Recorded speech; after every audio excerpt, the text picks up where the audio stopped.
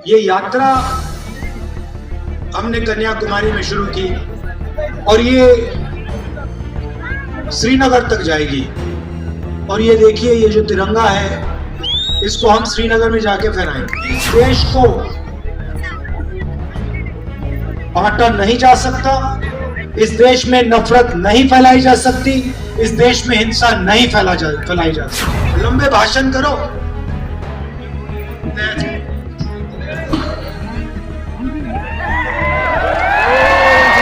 इसके हमारे मित्रों, अब ये है हमारे मित्र मगर मदद नहीं कर पा रहे। ये देखो, ये हंस रहे, इनके पीछे लगाम लगा रखी है, वो कंट्रोल किसी और के हाथ में है। ये श्रीनगर में जाके रुकेगी, उससे पहले कोई भी शक्ति इसको नहीं रोक सकती है।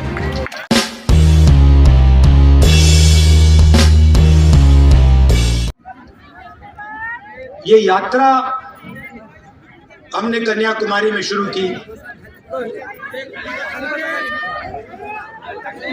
और ये श्रीनगर तक जाएगी। और ये देखिए, ये जो तिरंगा है इसको ऊंचा करिए जरा, ये जो है इसको हम श्रीनगर में जाके फहराएंगे। और मैसेज देने, ऐसे नहीं, मैसेज देने कि इस देश को बांटा नहीं जा सकता, इस देश में नफरत नहीं फैलाई जा सकती, इस देश में हिंसा नहीं फैलाई जा सकती। ये हमारा, ये यात्रा का लक्ष्य है। काफी लोगों ने पूछा यात्रा की क्या जरूरत, सीधा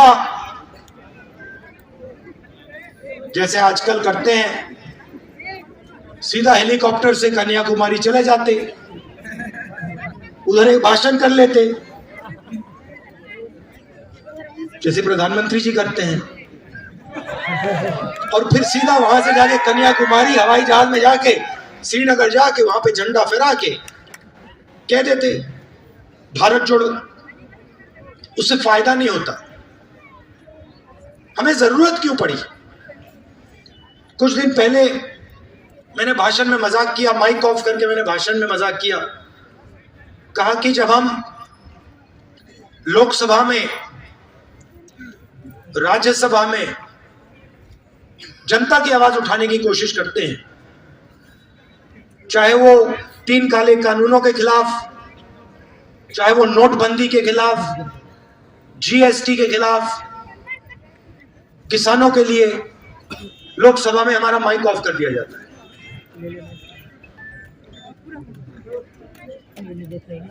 कैसे ऑफ होता है भैया? कैसे है? मैं दिखाना चाहता हूँ। देखो, कांग्रेस पार्टी का माइक ही ऑफ ही नहीं होता।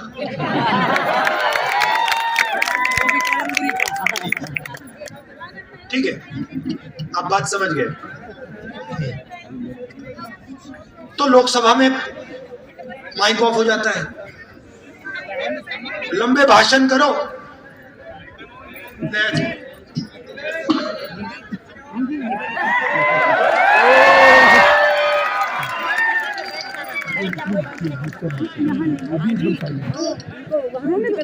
तो वो रास्ता बंद। फिर मैंने कहा, शुरुआत में मैंने कहा, भाइयों और बहनों, कांग्रेस के प्यारे कार्यकर्ता और प्रेस के हमारे मित्रों, अब ये है हमारे मित्र मगर मदद नहीं कर पा रहे। ये देखो, ये हंस रहे, इनके पीछे लगाम लगा रखी है, वो कंट्रोल किसी और के हाथ में है। ये बोलना भी चाहे, इनको अन्याय दिखे भी, ये बेचारे बोल नहीं पा रहे हैं, तो ये भी रास्ता बंद। तो जनता की आवाज उठाने के लिए सब रास्ते बंद हैं। हमारे पास एक ही रास्ता बचा, जिस सड़क पे जनता चलती है उसी सड़क पे कांग्रेस पार्टी चले, कन्याकुमारी से कश्मीर चले और जनता की आवाज सुने और जनता को अपनी बात बताए। इसलिए हमने भारत छोड़ो यात्रा शुरू की। आज सुबह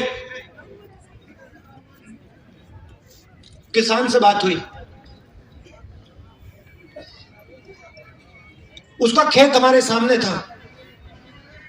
उसने मुझे रोका, कहा राहुल जी मेरा खेत देखिए। अब यहां पे जो भी किसान है इस बात को समझ जाएंगे। कहता है मुझे राहुल जी मेरा खेत देखिए। खेत पूरा बर्बाद हो गया था, खत्म हो गया था, सोयाबीन का खेत था।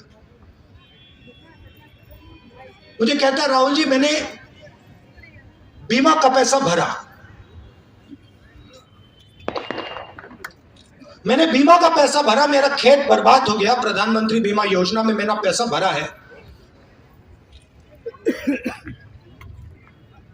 मेरा खेत बर्बाद हो गया, मुझे 1 रुपया नहीं मिल रहा है। मुझे नहीं मालूम कहां फोन करूं, ना मुझे वेबसाइट मिलता है, ना कोई फोन उठाता है, मगर मुझे जिस चीज के लिए, जिस बीमे के लिए मैंने पैसा भरा था उसका मुझे 1 रुपया नहीं मिला और नहीं मिलने जा रहा है। मैंने उससे पूछा बताओ भाई आपने पैसा भरा, पैसा हवा में तो गायब नहीं होता कि आपने पैसा जेब से निकाला, ऐसे फेंका और जादू से वो गायब हो गया, ये तो नहीं होता ना। कभी हुआ आपसे? हुआ किसी के साथ? गायब तो नहीं होता ना। मतलब अगर आपके जेब से निकला कहीं ना कहीं तो जाएगा, सही बात। तो मैंने उसको पूछा भैया ये बात बताओ, ये अगर बीमा का पैसा आपकी जेब में नहीं आया तो किसकी जेब में गया? जवाब यही उसने दिया, यही जो आप कह रहे हो उसने कहा। कहता है राहुल जी आज के हिंदुस्तान में युवाओं को रोजगार नहीं मिल सकता, किसान भूखा मर रहा है, छोटे दुकानदारों के लिए, छोटे व्यापारियों के लिए, मिडिल साइज स्मॉल बिजनेसेस के लिए नरेंद्र मोदी जी ने तोहफे दिए 2, एक नोटबंदी और दूसरा गलत जीएसटी, और सारे के सारे बर्बाद हो गए, खत्म हो गए। फायदा सिर्फ 2-3 बड़े उद्योगपतियों का है। ये भैया दिन भर सुनने को मिल रहा है। किसान से पूछो वही कहता है, वही बात कहता है। मजदूर से बात करो, कहता है भैया हमें मनरेगा का पैसा नहीं मिल रहा है, रोजगार नहीं मिल रहा। छोटे दुकानदार से बात करो, कहता है जीएसटी ने हमें बर्बाद कर दिया, नोटबंदी ने बर्बाद कर दिया। फायदा किसका हो रहा है? 3-4 बड़े अरबपतियों का। और 2-3 दिन पहले हमारी मीटिंग हुई, डेलीगेशन आया था, उन्होंने कहा देखो नरेंद्र मोदी जी ने बहुत बड़ी गलती की। मैंने कहा गलती क्या की? कहते हैं गलती की नोटबंदी, उन्होंने गलती की। मैंने कहा गलती कुछ नहीं की, ये गलती नहीं थी, ये जानबूझ के किया गया। आपको कहा था काला धन मिटा देंगे, सही बात है, मिटा देंगे। कितने साल हो गए नोटबंदी के? 6 साल हो गए। 6 साल 2 दिन, 6 साल 2 दिन, 3 दिन, 2 घंटे।